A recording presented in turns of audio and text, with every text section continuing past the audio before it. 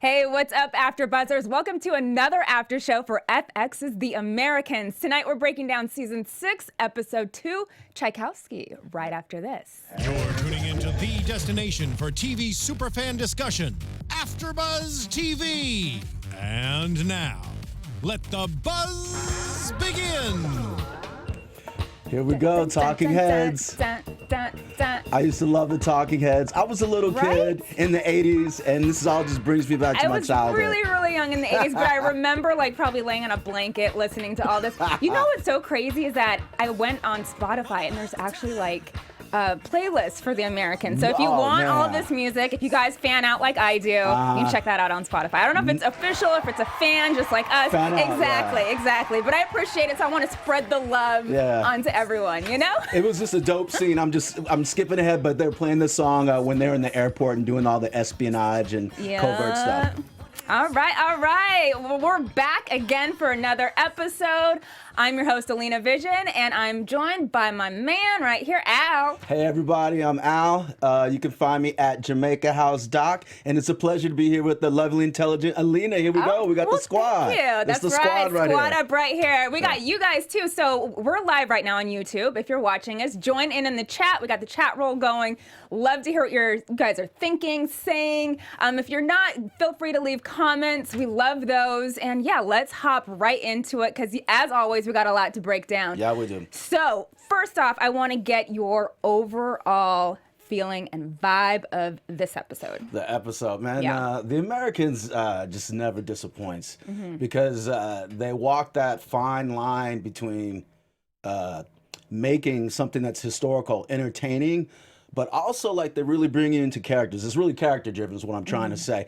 And every time at the end of the day, you're always in the character's head, and it's all about what's going on with them emotionally, what's going on with their feelings. This week, one of the themes is that everybody is stuck in that thing of that whole dynamic of involving people who are innocent. Stan, the FBI guy, you know, he's dealing with the Russian couple who are his assets, but at the same time, they're going through this whole back and forth with their marriage, but it's messing up, his little like FBI plan. So he even says, he's like, I wish I could deal with regular drug dealers and killers rather than deal with real people. And the same thing happens, I don't know, man, what Elizabeth's going through. And like, is she going to go through this with this guy who's a family man? It's general, she's trying to blackmail. And then she pleads that she's a family woman. It's like, wow, it's just like, it takes it there as we like it. I got to agree with you. I really did like this episode. I thought the first episode, brought us back into it. And now we're just starting to feel some pieces. There were references to the last episode and that are now coming to piece together in this episode, and that's what I really liked. And yeah, I agree that, one of the best things about this show is the writing and how you really can get into the characters' heads.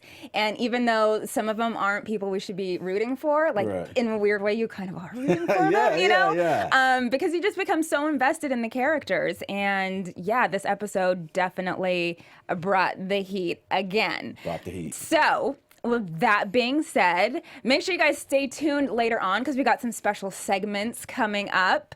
Special segments. But first off, let's talk about Elizabeth because there was a lot going on with her in this episode. I think there's just going to be a lot going on with her, obviously, this whole season because she's on her own as of right now. And you can tell it is still taking a toll on her. I mean, I love the first scene when she comes out and she walks downstairs in the morning and goes out to smoke a cigarette. And she still hasn't said what's up to him, hasn't kissed him in the morning. There is no affection between them. At this point, Philip's been trying to talk to her. He's like, can we talk? She's like, I'm sorry, I just don't have time. Like, their marriage is in a bad place. Yeah. Right. You think? And he's trying to make efforts. You can tell, like, hey, I think part of it is he's doing his job. Right. But another part is, he does care about her. And the fact that she's completely shutting off from him, is something. Yeah, I don't know, man. I know she's being strategic about how to talk to her, and you know your spouse emotionally when to approach them. But at certain points, got to be like, yo, man, they want me to fucking keep an eye on you. Excuse my language. They want me to keep an eye on you. What are you doing? You know what I mean? So, and maybe back off the summit mission. I'm just telling you, but he hasn't said it yet. So that's the point I'm waiting for. Yeah. I mean, he's clearly worried about her because she's smoking like a pack a day, probably. And she's got a lot going on.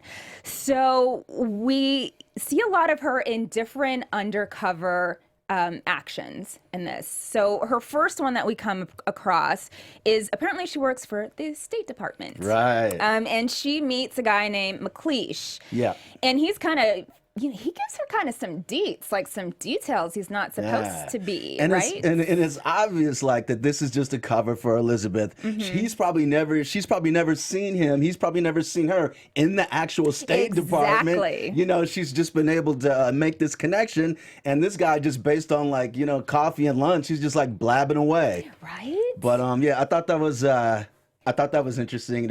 It became really what's the word I'm looking for? Really kind of like thrillerish when she had to actually go double undercover as like a tourist, right? Just to get in the State Department building. Now, were you thinking, like, how is she going to pull this off? Like, is she going to be able to pull this off? Because, I mean, that's a high security place. Yeah. And when I saw her go in to take the tour, I was like, of course. She's got this. And of course, like, the guy's like, oh, what happened to the lady with the blonde hair and glasses? She just dipped off. She dipped off. You know, she got that wig. And she's got another wig in her bag. I put it this way. When she was worried about security, I mean, it created all this tension when she was worried about security finding them. I was like, she looks totally different. There's no way they're going to be able to match her with the one with the blonde hair and the glasses. But she still was wearing her glasses. Oh, okay. That was the one thing. There you go. That was the one thing. That's why she was trying to get up out of there. But I mean, that says a lot for the security guard that out of all those groups of people, he can remember faces. I guess when you've been doing something that long and you know that people shouldn't be wandering around, you probably take note in your head of who's who, where's where. A professional tour leader. Exactly. Doing the government's work. There you go. So he's, this McLeish guy just gives her all kinds of information about Reagan, about the summit coming up, about some sort of, about the treaty. And so she's getting behind the scenes knowledge that it could clearly, either help or hinder the negotiations. And she's McLeish is revealing to her how, the United States is trying to, or I guess like the White House is trying to set up like, this like nice, meet and greet dinner, with Gorbachev. They're really trying to like, woo him over. And Elizabeth is like, is Reagan going soft? Because we know Reagan's a hawk. But I guess the new reveal that comes out later is like, they're like, well, the president is starting to forget things. And if you know that era, it was rumored that Ronald Reagan had Alzheimer's. He had the first onsets of Alzheimer's while he was in the White House. Right. So that's a whole other dimension. I could be wrong, but I don't think it was like diagnosed till the 90s. So he was out of office when it was diagnosed. They totally kept it hidden, which they needed to. But that's definitely something that was out there, and he said that. And I mean, do you think it was good that he told her, or do you think it was bad? I mean, it's good from her standpoint to know how I guess how precarious the situation is, because really you can't call it. It's like, who's in charge? Right. So it really lets her know that these summit talks, I guess, could go either way. Yeah. But being Elizabeth, we know she's always going to be more on the cynical side, and definitely look to try to protect Russia as much as she can. As she can, exactly. I think it's always, kind of tricky when you're dealing with somebody who's losing their mind and they have, that type of power. That's a scary thing, especially during that time when McLeish says, Russia can't afford to go into an arms race. That was something interesting. That was very telling. It's very revealing. Very, very telling. Yeah, basically, so good call. He was just referring to, like, basically how really at this time, if we're going to assess what's going on in the arms race, really the U.S. is defeating Russia. We're basically running their economy into the ground. Basically, they're running their economy into the ground, trying to keep up with us. Right. The United States has this booming economy in the 80s, and the economy in Russia is dwindling. You got bread lines. Right. They can't afford to keep up, and I think that's why I like Gorbachev, because he's one of those leaders who's like, we can't afford to do this. Let's make peace really for our people, as opposed to maybe like another leader, as opposed to another leader, you heard me say this, who might not care about their people. And that's my patriotic stance for today. Right, right. I love it. I love the music. Yes, Jeff. Yes.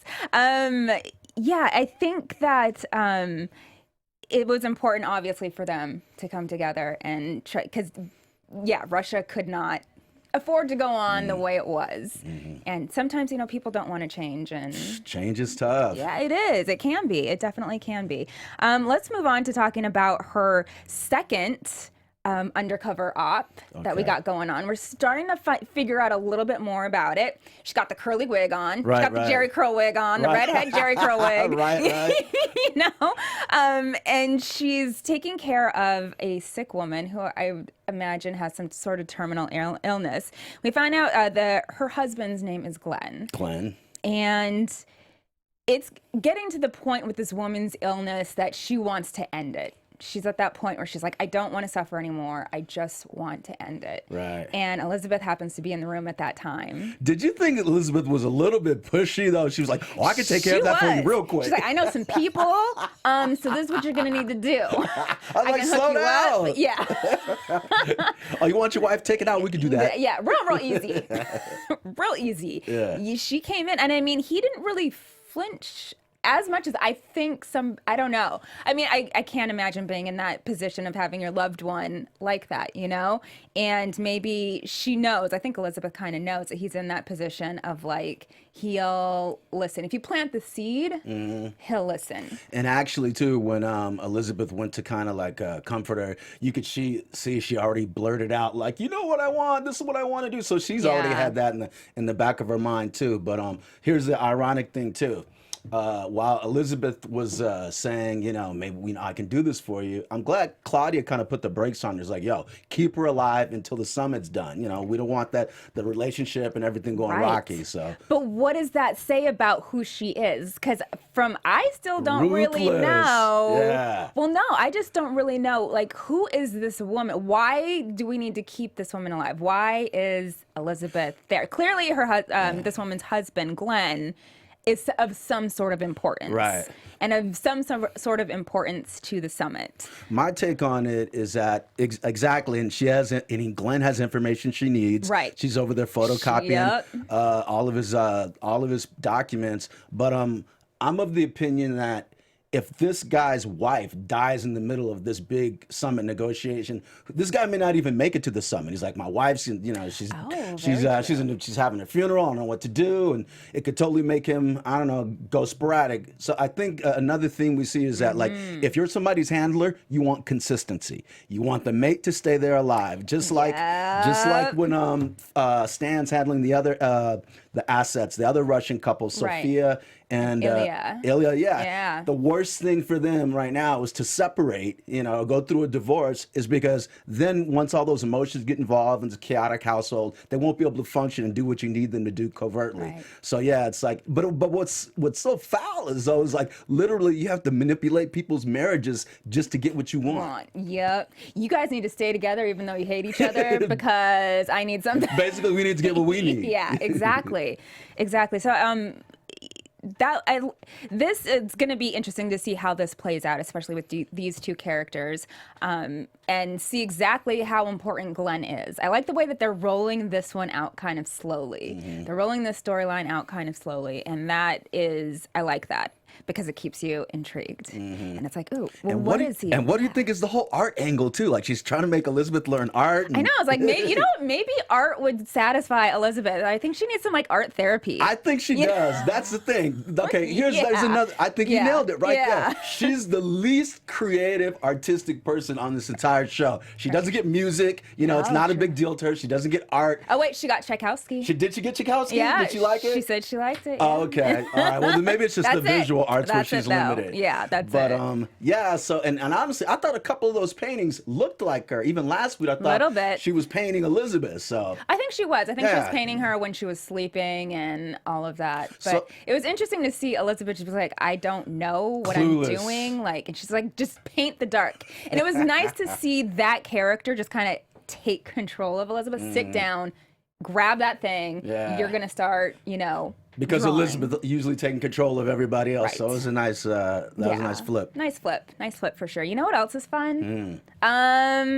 If you want to have fun and learn and grow in all areas of life, and for those who do, Okay. we've got the podcast for you. That's Hey. right. Conversations with Maria Menounos, Nice. podcast edition, is hosted by our AfterBuzz TV founder and drops every Friday on iTunes. That's right. Conversations with Maria Menounos features celebrity and influencer interviews, along with secrets and tips on how to be better in all aspects of life. Like I said Nice. last week, Elizabeth needs this. From health and wellness to career, relationships, finance, and more, let our Maria be the big sister you've always wanted. Just go to iTunes and subscribe to Conversations with Maria Menounos for, you know what, free. Who doesn't like free things? I like I free. know, I like free 99. Hey, I'm there. Hey. Okay, be sure to rate, comment, and when you do, let Maria know it was us that sent you there. Hey. That's right. Conversation with Maria Menounos, podcast edition. Check it out. Maria's got it popping. She's the boss. She does. We love our gal. We love our gal.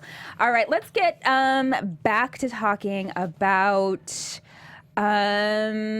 Elizabeth and Philip and kind of the whole family dynamic right now. Because there is no dynamic.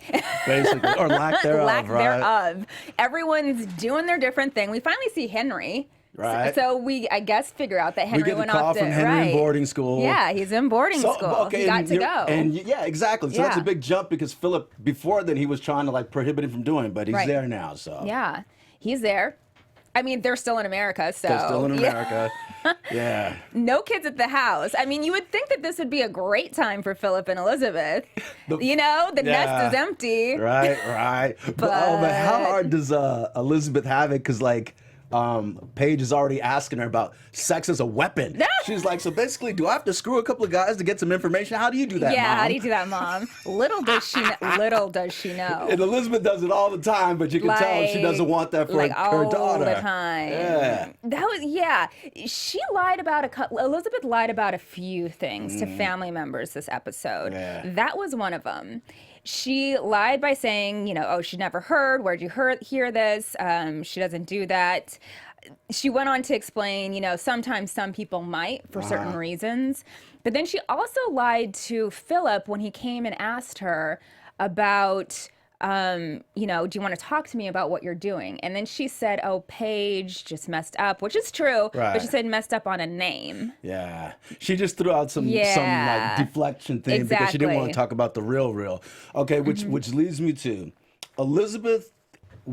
I've always seen her as like the more ruthless, cutthroat one. Right. And Philip is more, in touch with his emotions, whatever. That's why. Because he went to, what was it, S? Because he went to S, self-help, man. That's why, man. He's in touch with himself. Exactly. And so maybe, Elizabeth could use some of that. But she's always the ruthless one. And thank goodness, because I was starting to think her character is so hard and so hardened that she wouldn't even, like have compassion for anybody, which she doesn't, but at least she has compassion for her daughter. She Right. protects her daughter, and she's really trying to shield her from like, the next level of sex and espionage, which is funny because usually she just lays it all out there, but that's the one aspect I think where she's still trying to like, be a really concerned parent.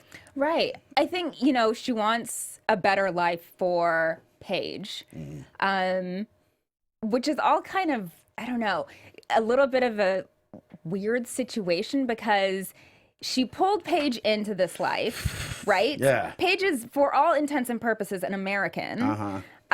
Who's never been to Russia and all of that, and now is working for the KGB and will soon, the plan is, go into CIA or State Department or something like that. Yeah, I mean, which sounds good on the surface, Right. but it's always going to be like dirtier than it seems. Exactly, because she's still at risk. Even if she is a spy, she's still at risk of getting caught, and that caught is not fun. So, yeah, it'll be interesting to see where that all goes. And Philip is, doing the travel business. And we kind of see him having a little bit of trouble. And I wonder if this is just a reference to the changing, not technology, but just the changing economy and how people started to book travel maybe a little bit differently.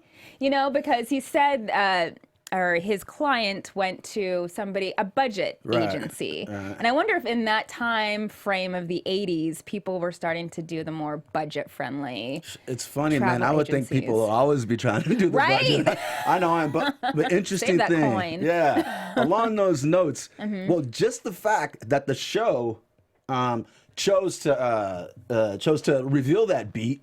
This little interaction we have with the client who's leaving him, and he discusses it with his subordinate who let him go, and then he discusses it with his son. So really, they really want to hit home on this dynamic of what Philip is learning or has to learn about letting go his client too soon when he should have kept that client, under more control himself. I don't know. What'd you get out of that? I think it's a beat that I think we're going to see play out. Okay. Because it was a long enough beat, for sure, that I think it was there to make a point of some sort. Or maybe it's just like, I don't want to really do this. I don't know. So I'm going to go back to spying. That could be another thing. Yeah. More will be revealed. Yeah, exactly. So I don't know. I mean, we'll see what happens. But yeah, it was great to see Henry in school. Paige is, doing the KGB thing. Paige. And that's the family. That's a family unit. Yep. FBI. Beeman. We see more about Beeman. Stan Beeman. Yes. Stan Beeman. He's trying to keep this couple together. He's trying to keep Sophia and Ilya together. And okay, so wait. What do you think about this couple? Right off the bat. I think they're hilarious because they're so neurotic. Probably Right. like half the relationships that you see, in America or anywhere, just anywhere. Yeah, anywhere. Wife and husband. But the interesting thing is, and this is like prior social media. yeah, exactly. Yeah. But the funny thing is, Stan was really onto something. He was like, "Well, what did you do? What did you do?" He's like, "Oh, I know. I just asked her for a beer." And he's probably is having the affair, and he just hasn't told. Right. I mean, that's what I got out of it, right? I mean, but he was like, I was just home chilling, watching the game. I asked for a beer. She was already up. She's overacting. She's acting crazy out of no reason. I was these like, women. I understand. I understand why she went off. I get it. And no. Case in point, and Stan's sitting there trying to play like marriage counselor just so like they can still get these people to do what he needs them to do. Mm-hmm. So yeah, I just thought it was funny. Yeah, I mean, they definitely are a funny couple. I know that when they were introduced last season, I always had a sketchy feeling about them. Not really knowing, could you trust them? Okay. Especially her, because she seemed a little fluty. And I even said that to you I like that. off she's fluty. camera. And the way she brought Ilya in, I was like, it's just weird. It's just weird. There's something I can't put my finger on about these two, but he's doing the have Beeman is asking him to do. He goes through with whatever mission. They have to go to the airport and the bathroom stalls and taking pictures. Yeah, it's a bathroom mission with like literally your pants down. And he's cameras involed. No, not like that. But something crazy. And they're swapping bags. So Ilya, he's on it. He's doing his job. And I almost got a weird vibe that I was like wondering because they kept showing this black guy who was actually in the background while this whole bathroom stall thing is going on. I was wondering, is that guy a spy? Is he enemy? I don't know if you picked that up, but I was just like, I think he was for the FBI. Okay, so they had their people everywhere. Right, Beeman gave him like the ear tug. To go in, like it's going down. Okay. You get in there. Let's make sure everything's going good. Good catch. So they're all FBI, they're all over that place. Yeah, so it'll be interesting to see exactly what his mission is. Like, I have a feeling this is all just going to come to a head, and we're going to figure out all of these little things that we don't know right now, eventually, like, all at one point. Yeah. But yeah, as far as Sophia, she found some guy at work. What's hilarious? She's already ready to shack up with a new She guy. had her bags packed. She's He's like, out the door. I'm out of here. And he's nice and he's stable. And That's what you were saying at the beginning about Ilya. Exactly. So look where that Hey, man, ended these up. ladies move on quick. You guys move on so quick, man. Didn't even give the brother a chance. I mean, you can't just be sitting there like watching stuff Can't and just be asking for a beer. drinking We're beer gonna and move playing on. video games. Exactly. We're gonna move on. All right. But it'll be interesting to see because I mean, they can't split up. And who knows if she were to tell this new guy anything. That was Stan's first worry. She Exactly. might tell this new guy something. Or she might try to bring him in on the whole thing. Yeah, I just want or- him to replace, Elliot. Just replace him. Like, You this kill is- him. You take it. You kill him. Like, this is not how this works, Yeah. lady. So yeah, she's definitely. I think she's a loose cannon. Yeah. I have a feeling something's going to go on with her. There was one scene when Beeman had met Ilya in the park and they were talking, and I found it. I don't know. There was just like some weird tension in between them when Ilya went to go give him a hug, and I was like, is someone maybe photographing that? Oh, wow. I didn't even think about that. Because, it was just a weird thing to do. Okay, I'm glad you're thinking on that level because I was looking at it more of a simplistic level. It was just like, I saw it as Elliot's just this like Russian guy who just like needs somebody to talk to, and Stan was there to let him, like vent about his wife.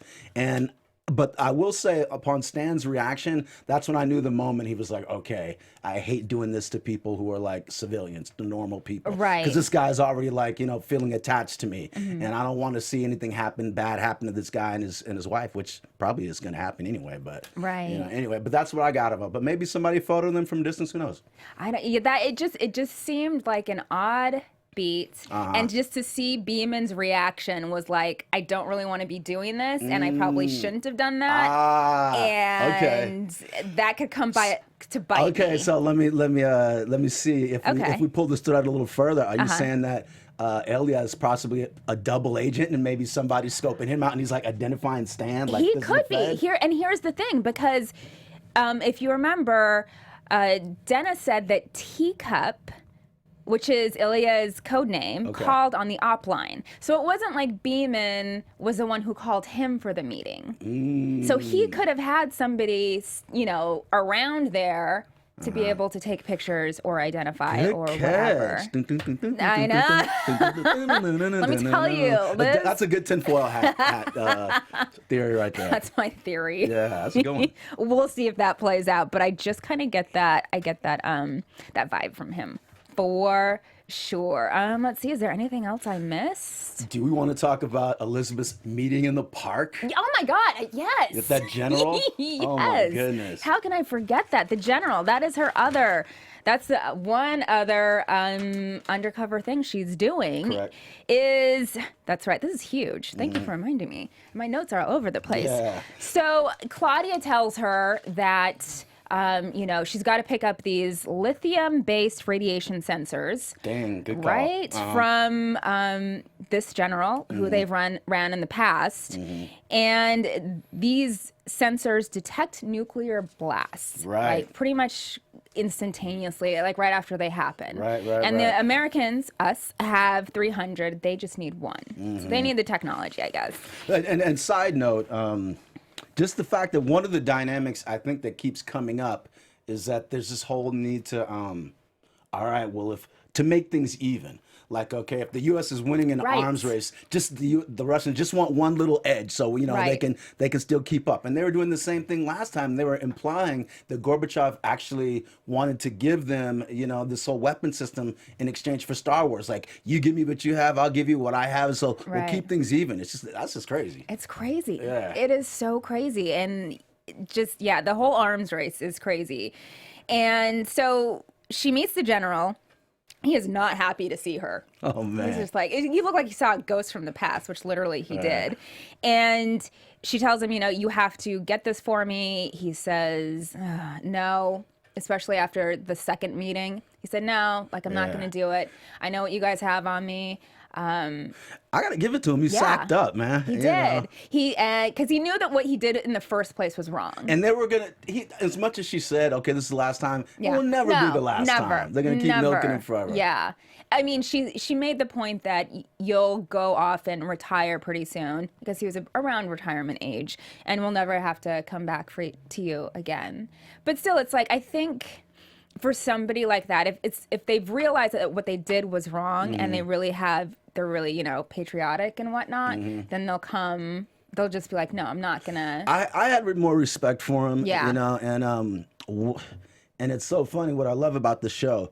These little, I guess you could say, disloyal actions or infidelities, whether it's Oleg with Stan or Stan and Oleg or whatever this general has to do, it's probably something minuscule at the time, just to, just so things work out. I don't want to do this all the time, but I'll do this. I'll cut this one little corner. thing. This one little thing, and that's how they get you every time. And they keep you on the leash with that. Yeah, it's that one little cut of the corner that turns into a huge tear. And they got you for because life. even now that you brought up Beeman, he finds out Oleg's back in town. I know, that was another one. Yeah, but before we get to that, hold on. So we'll get back to the general. Yes, Yeah. at the park. Okay.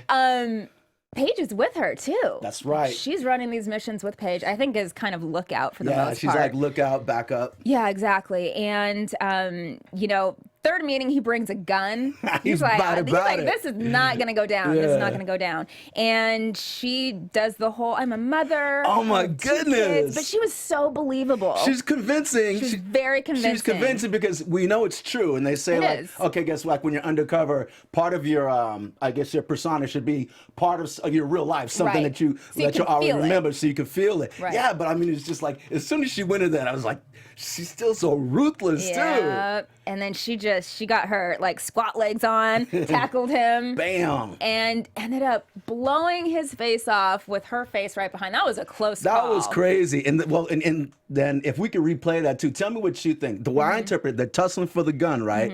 And basically, when he gets the gun, and I think he's trying to shoot her, but he can't because she has him in the headlock. I feel like he almost blows his own head off. Like, this is it. Like, this is right. I'd rather just do this. I'd rather just die. Yeah, take myself out. Then right. Because it's pretty much kind of a wrap for him. I thought, I was like, yo, if I ever got in that situation, what would I do? Would my family be disgraced? Would I kill myself? Yeah, it's a wrap. Yeah. It's a wrap.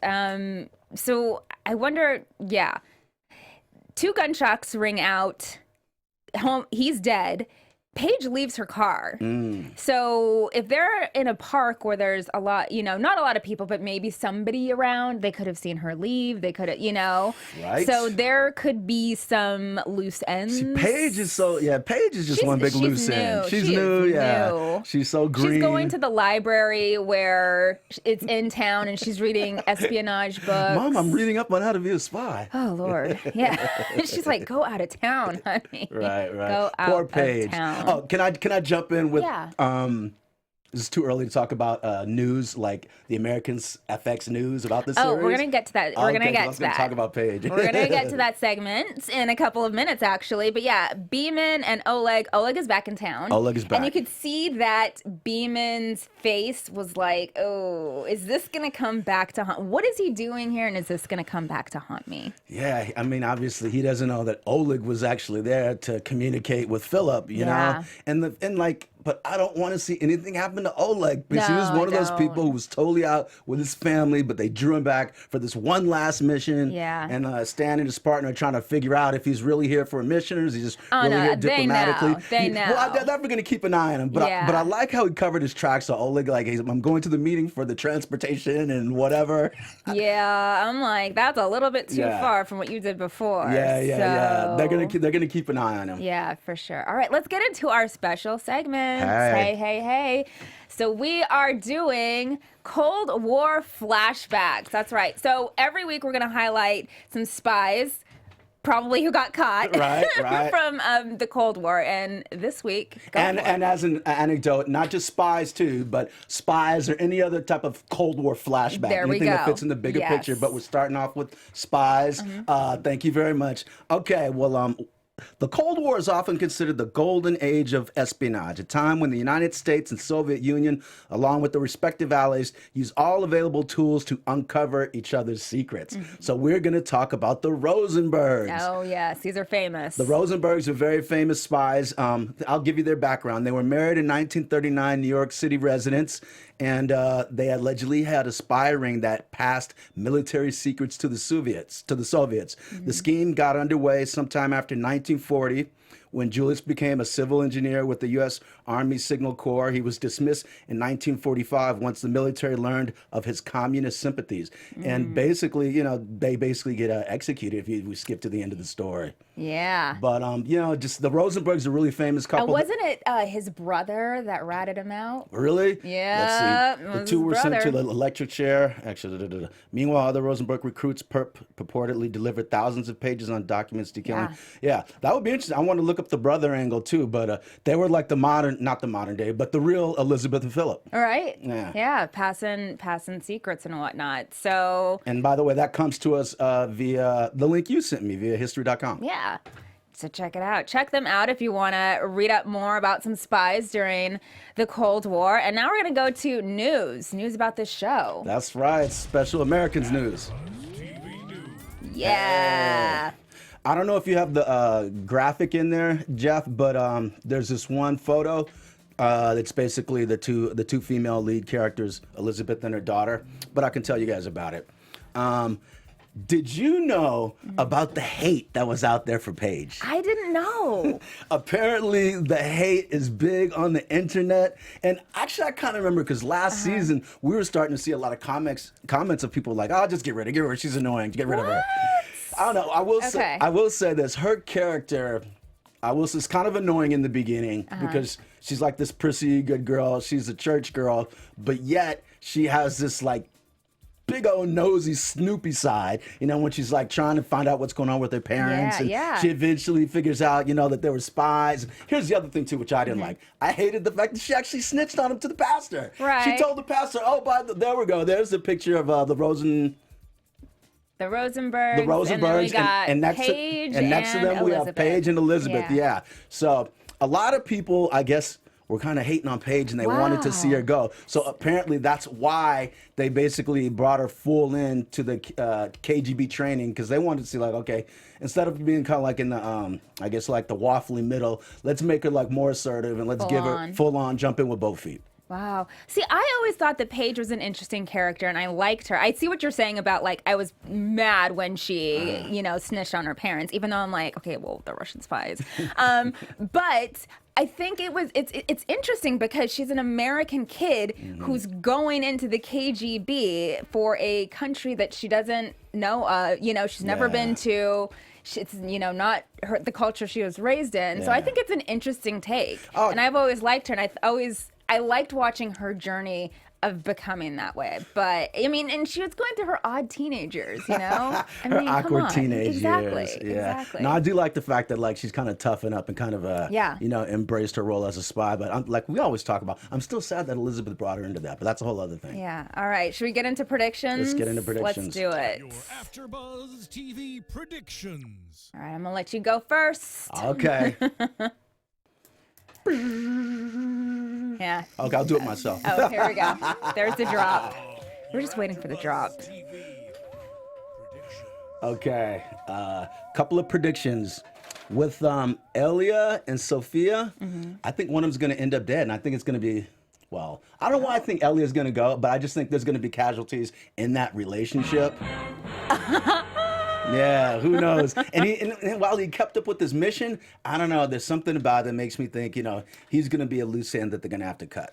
I don't know. What do you think? I kind of agree with you. I have a prediction that Beeman is going to seek out and see Oleg. Okay. And I can't wait to see what goes down with that little chit chat. Right. And as far as Sophia and Ilya, I think there's just something, like I said, there's something, I can't put my finger on it with them. They're either double agents or something's going down with them for sure. And I think they're going to mess up a mission. And I think it's Okay. going to be a big mission. Yeah, all these missions are like fraught with all kind of like potholes and danger. Right, exactly, because you just never know. They're just not on point, and when people are not on point like that for missions, Somebody's got to die. Somebody's got to There go. you go. They got to get clipped. yeah, and I think in sometime in this season, Paige is almost going to get caught. I think she's still a little green. And I think it's going to come real close. I want to say, and also just not so much a prediction, but I want to see if Philip is going to finally like talk to his wife instead of letting her just like avoid him and walk around and smoke a cigarette. Like, we really need to talk. But she doesn't want to. She doesn't. She's been avoiding She's like, it. let me sleep. And you know what? I've been there. It's There like you you go. love him, but you're just tired. Okay. No. I don't care if you want to tell me, I'm under spy suspicion. I'll just let me sleep. When you're sleep deprived, trust me. Yeah. So yeah, I think that wraps it up for this episode. Let us know your guys' predictions in the comments below if you're watching us on YouTube, or tweet at us. You can find me at Alina Vision on all social media. And where can they find you? Alina Vision, that's right. Hey, everybody. Algie, you can find me with the end of my notes over there at Jamaica House Doc on Twitter. And I got a new IG, by the way, Algie_Jamaica House Film. This is all related to my doc. And yeah, get at us in the comments, and we'll hit you back. Oh, and shout out to the I'll get your name later on. We're gonna have shout outs Yeah. next week for sure. But thanks for watching, and we'll see you guys next week. Peace. From executive producers Maria Menounos, Kevin Undergaro, Phil Svitek, and the entire AfterBuzz TV staff, we would like to thank you for listening to the AfterBuzz TV network. To watch or listen to other after shows and post comments or questions, be sure to visit AfterBuzzTV.com. I'm Sir Richard Wentworth, and this has been a presentation of AfterBuzz TV.